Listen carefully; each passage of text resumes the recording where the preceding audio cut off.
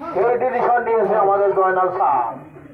দেখা যাক আবারও সুন্দর রেকর্ড, আটক হয় নাই, ফিল্ডিং করে আবারও বল দিয়ে দিল সেই মাধব মুরালি। মাধব মুরালি একটা ষষ্ঠ শ্রেণীর ছোট্ট ছেলে, যেভাবে ফিল্ডিং করে দেখার মতো।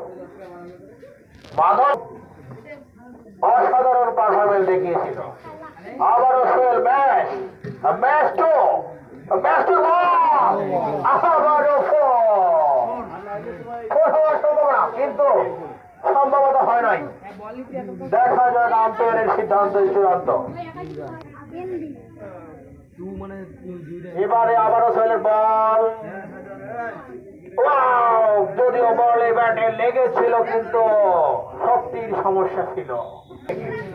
কিন্তু আবারও সেই ম্যাচ টু বলে একদম আউটস্ট্যান্ডিং পারফরমেন্স।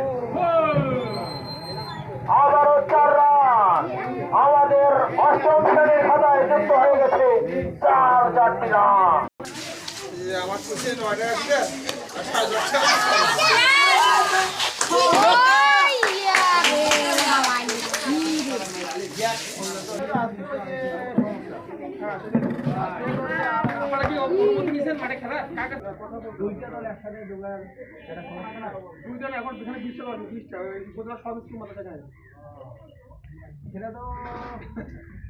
আমি আপনাদের দেখে তো ঠিক করছি অবশ্য কমেডি জানে এটা আমার মনে কথা বলে